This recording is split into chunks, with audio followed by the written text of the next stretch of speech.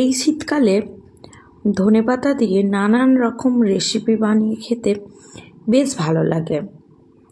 তো আমি আজকে ধনেপাতার ভর্তা বানিয়ে নেব। তো তার জন্য ধনেপাতাগুলোকে আমি যেহেতু চাষের ওই জন্য বড় বড় হয়ে গেছে, লম্বা লম্বা, বেছে পরিষ্কার করে নিচ্ছি। তোমরা কে কেমনভাবে খাও আর কে কোথা থেকে দেখছো অবশ্যই কিন্তু বলো।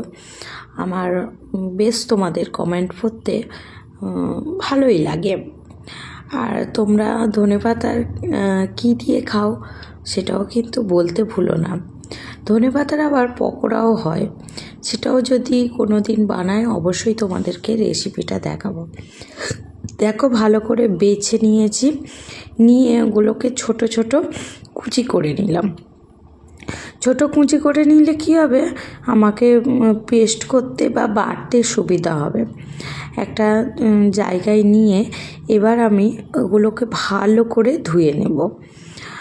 তুমি যতই চাষের হোক ঘরের হোক, তবু ধুলো ময়লা তো থাকেই, তাই না?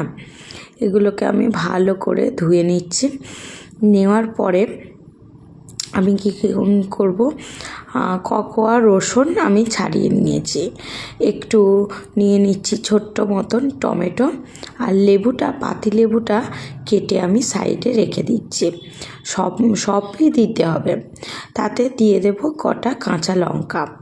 এরপর কড়াইতে একটু তেল গরম করে, সর্ষের তেল দিয়ে দিয়েছি, গরম করে দিয়ে দেব রসুনের কোয়াগুলো, টমেটো, ধনেপাতা, কাঁচা লঙ্কা সবটাই দিয়ে একটু কষিয়ে নেব।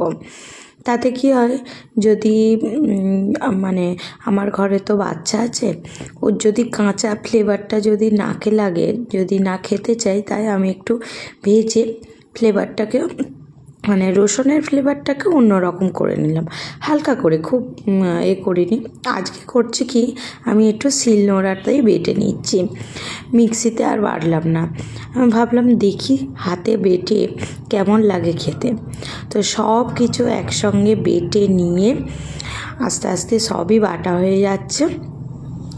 বেটে নিয়ে আমি বাটিতে তুলে রাখলাম।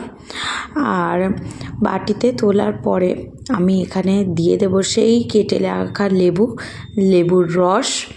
এতে মিনিমাম যতটা নুন লাগবে নুন দিয়ে দিলাম, আর আরেকটু সর্ষের তেলটা বেশি দিলে সর্ষের তেলের যে ঘ্রাণটা, ওটা বেশ ভালো লাগে।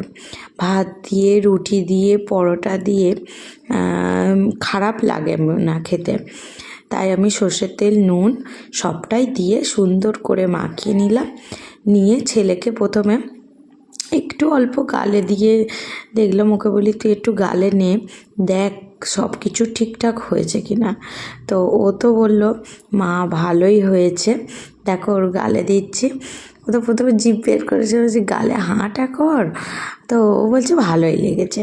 তো আমার রেসিপিটা তোমাদের কেমন লাগলো আর তোমরা কী কী দিয়ে বানাও অবশ্যই জানিও।